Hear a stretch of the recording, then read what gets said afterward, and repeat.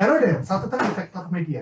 Video kali ini simple, PC 7,5 juta yang bisa main game, medium to high, dengan part-part yang seperti di depan. Asal dengan build-nya, stay with me.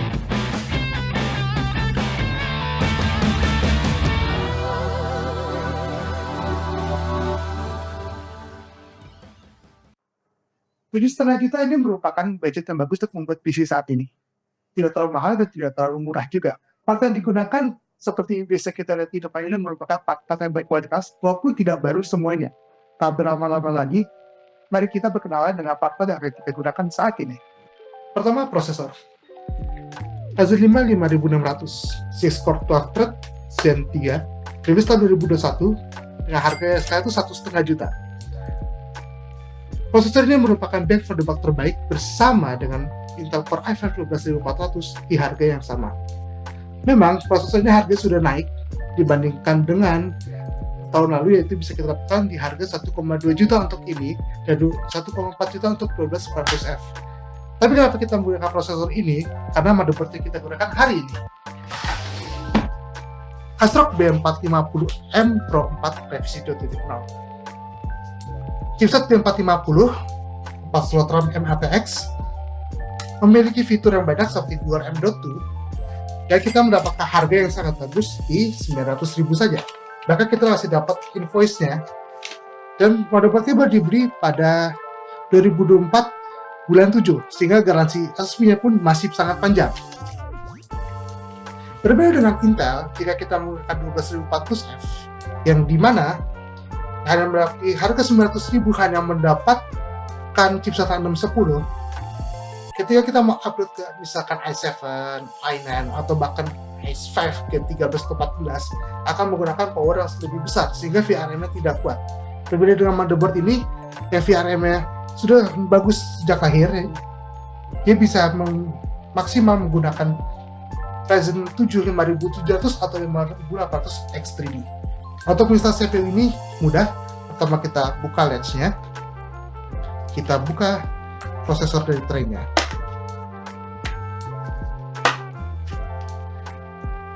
Cara termudah adalah pastikan tulisan Ryzen ini sejajar dengan plastik di sini. Kita taruh saja. Karena banyak orang beranggapan untuk menginstal i4 harus menggunakan triangle. Sebenarnya itu susah karena triangle itu sangat kecil. Pastikan prosesor itu sempurna, digerak-gerakkan sedikit, dan bisa kita kunci. Selanjutnya RAM. Ada Spectix G35 16GB 3200. RAM ini adalah DDR4 paling murah yang ada RGB saat ini di pasaran. Untuk install sangat gampang, kita menggunakan slot yang terluar dan nomor 2 di dalam. Karena ASRock ini hanya menggunakan klip di bagian atas, sedangkan di bagian bawah ini hanya klip statis. Untuk installnya sangat gampang. Pertama kita line-kan notch-nya dengan di motherboard dengan di RAM. Kita taruh dan kita cekrekkan saja. Saya beri cekrek. Lakukan hal yang sama untuk RAM yang kedua. Dengan menggunakan konfigurasi ini maka akan jalan di dual channel. Kita tutup dan kita kembalikan semuanya. Selanjutnya SSD. Tim MP33 512GB. Sebenarnya kita bisa menggunakan SSD mungkin 1 TB, tapi kita kali ini menggunakan 512GB karena menurut saya lebih baik kita investasi di platform dibandingkan investasi di storage. Karena storage bisa di-upgrade gampang. Di motherboard ini memiliki 2 slot M.2 dan slot SATA banyak. Dibandingkan kita misalkan menggunakan Ryzen 5 5500 ataupun 5000 ataupun i3 12100F. Minta SSD sangat mudah, yaitu keluarkan SSD dari tempatnya.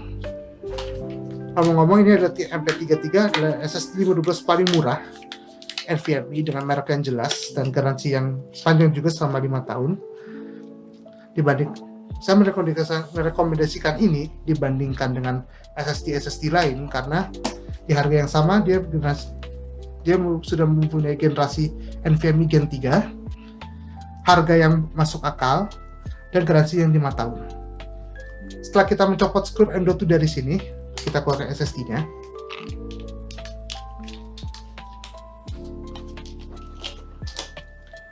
Kita align notch ini dengan notch yang ada di slot yang bertuliskan Ultra M.2. Kita masukkan dan kita tekan. Skrup yang tadi yang kita ambil, kita pasang kembali.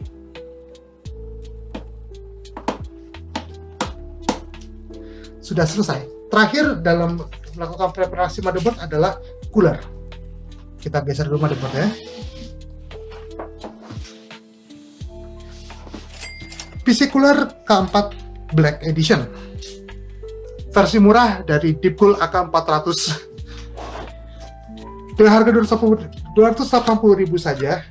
Cooler ini memiliki fitur-fitur sama dengan Deepcool AK400, tapi dengan harga yang lebih murah. Untuk menginstalnya sangat gampang. Setelah kita keluarkan dulu, kita menggunakan fan. Kita mendapatkan aksesoris box yang kita akan lihat sebentar lagi. Kita mendapatkan heatsink towernya yang kita keluarkan juga. Kita taruh di sini dan pastinya kita masukkan ke dalam boxnya, dan kita akan melihat isi aksesoris boxnya. Untuk AM4 sangat simpel. Pertama kita butuh fan clip yang ada di dalam sini. Kita keluarkan terlebih dahulu. Seperti ini fan clipnya. Terus kita akan membutuhkan mounting bracket yang ada di dalam plastik ini. Bisa kita buka saja plastiknya. Yang pertama kita butuhkan adalah thermal paste bawaannya. Satu. Lalu kita akan membutuhkan mounting, yaitu seperti ini. Ada tulisannya AM4 dan AM5 untuk di sini. Kita membutuhkan skrup 4 biji yang sudah terdapat di sini, dan mounting orange sebanyak 4 biji juga. Terakhir kita membutuhkan yaitu backplate dengan yang bentuknya seperti ini. Sisanya bisa kita masukkan ke dalam boxnya lagi.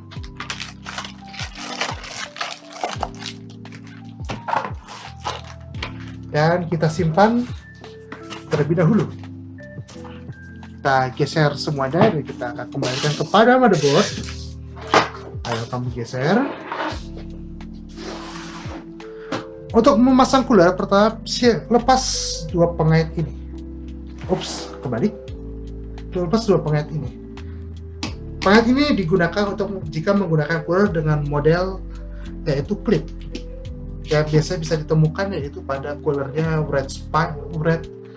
Style, saya lupa kalau nggak tidak Style atau Prism, saya lupa antara itu.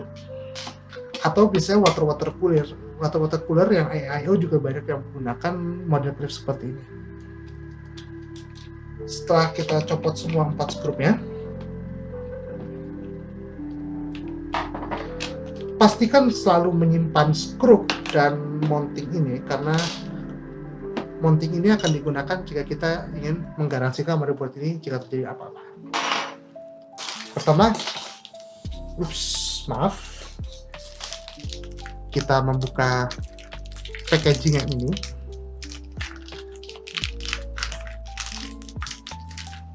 Kita keluarkan semua.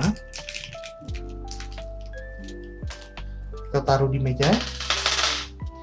Kita memasang orange ini ke 4 lubang ini, atau lubang mounting namanya. 1, 3, dan 4. Kalau sudah, kita pasangkan dudukan mountingnya. Untuk skrup AM4 dan AM5 kita menggunakan lubang skrup yang di pojok sini. Terlihat bukan seperti lubang skrup, tapi ini adalah lubang skrup. Kita luruskan dan kita masukkan skrup yang diberikan oleh cooler tersebut. Kita masukkan terlebih dahulu saja. Kita kencangkan dengan tangan sebelum kita obeng. 1, 2, 3, dan 4.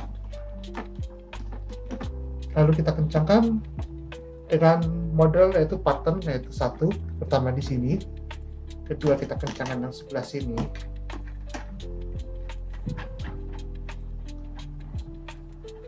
yang sebelah ketiga kita kencangkan di sebelah sini,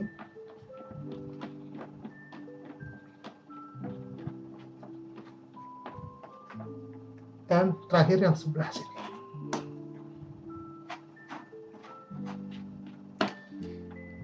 Kemudian cara mempasta. Saya adalah pengadut yaitu beras panjang, yaitu seperti ini. Karena menurut saya jika akan menggunakan yang tengah kecil, kadang-kadang bagian pinggirnya tidak terkena thermal paste. Selanjutnya kita memasang cooler. Jangan lupa untuk mencopot ini, jika tidak maka cooler tidak akan bekerja. Kita taruh coolernya di sini dan kita skrup coolernya. Nah, jika sudah keras, maka kita saatnya memasang fan. Kita lepas dulu pengamannya dan kita akan pastikan kabel ini akan keluar mendekati dengan lubang untuk tempat dia dicolokkan, sehingga kabelnya akan menjadi sangat pendek dan mudah untuk di kabel manajemen. Kita pasang fan-nya pertama. Jika sudah fan terklip, maka kabel fan tadi kita colokkan ke fan header yang bagian bawah untuk asrok motherboard yang ini, dan sisa kabelnya bisa kita umpatkan di bawah sini untuk merapikan kabel tersebut. Selesai sudah untuk prep motherboardnya. Jangan lupa untuk menyimpan ini di dalam dus. Jadi kita akan melakukan prep casing. Selanjutnya case Backfast DG330M mesh. Ada dua varian, mesh dan akuarium. Ambil yang mesh dan akuarium disaster. Pertama, untuk prep casing kita buka dulu, kita buat gasnya, jangan sampai menggunakan juga. Dan simpan skrup ini dalam mangkok yang sudah kita siapkan. Dapat gas tetap benar disimpan di dalam dusnya.